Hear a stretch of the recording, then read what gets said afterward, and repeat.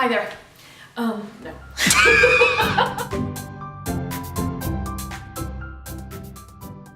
Hi, my name is Jill Maurer, as most of you know, and today I wanted to recommend and talk about a show that I watched on Netflix, and I watched it all the way through. I watched the whole season. I really like this show. And I'll talk a little bit about the show, but I want you to know that I'm not going to give away any plot lines in case you're interested in watching the show. The show is called Atypical, and I really love the show on a number of levels. So first of all, it is just really very entertaining. It's a very entertaining show. It's well done. There are a lot of very funny things about it.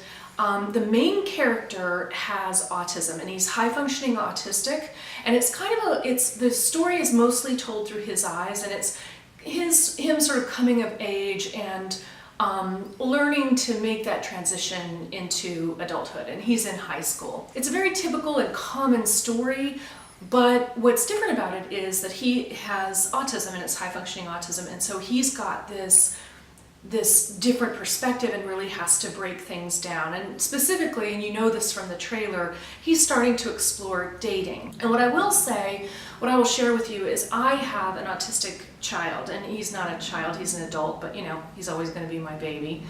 And my son is 21, and he's different from Sam, who is the main character, because the main character is high-functioning autistic, and he is highly verbal and goes to a regular school and all of that. And my son is very low-functioning and is actually nonverbal. So it's kind of a different world, but what's fascinating about this character to me, which is a little different to me, is because he speaks, you really get to go into his mind. Because a lot of times when you look at somebody with autism, you just go, I love you. What were you thinking? I have no idea what you were thinking. And you kind of get into the mind of this person. Now typically in Hollywood, I don't know if this was made in Hollywood, but typically for TV, what happens is you need something that's spectacular, or they'll use something that's very spectacular to tell a story, and that's what keeps us intrigued. So you have things like, in the past, things like Rain Man, and there were so many kind of idiot savant shows that it irritated those of us in the autistic community, if you will. Because I can't tell you how many people I've met who've met my son who say, wow, what is his special savant thing?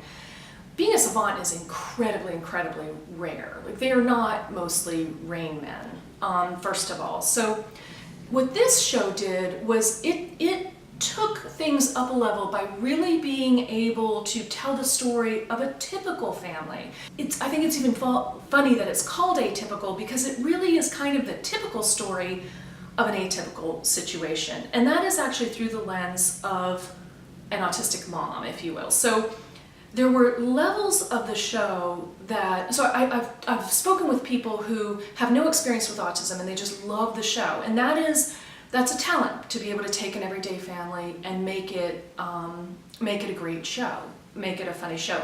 But it's even a bigger hurdle, I think, to jump through, to be able to speak to me, to somebody who's lived this. And I feel like I'm seeing things that other people aren't seeing.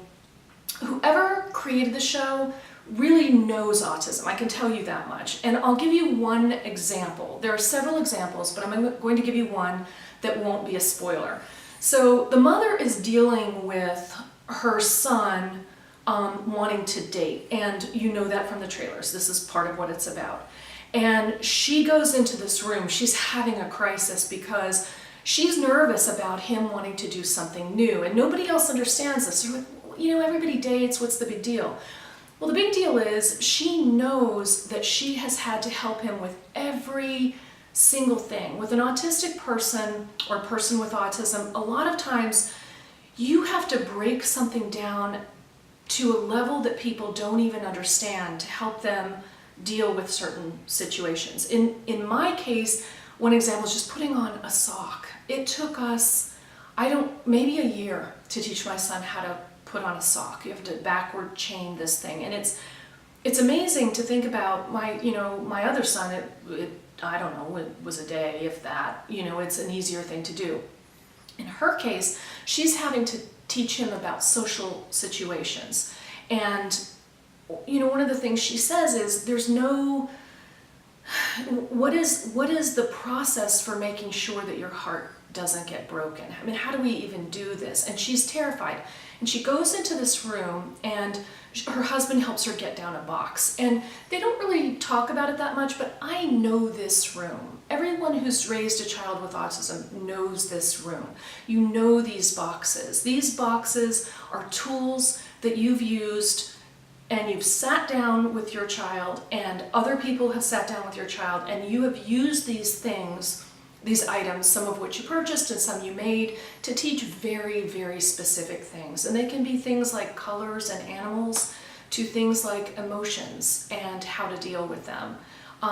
And they didn't really go into that a lot. It's just if you're in that world, you know that room and you know it intimately.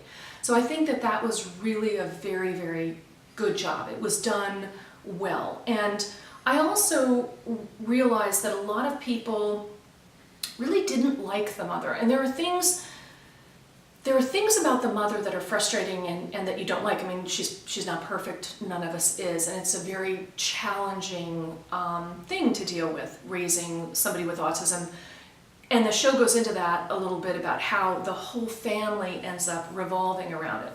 But I can tell you they did a great job. If you're at all aware of what she's had to deal with in her life, it's presented for you. It really is done right, and it's done well. So like any great piece of art, a book, a movie, there are different layers and different levels to it depending on how familiar you are with the subject. But even on the very superficial level, it is incredibly entertaining. It is funny. There is one scene that I won't tell you about because it would spoil it, but it is, I mean, on the floor. I was on the floor laughing about this scene. So those are my views on the show Atypical, and I hope that you will watch it. And if you do, I'd love to hear what you think about it. I upload videos every week, and I hope to see you soon. Bye.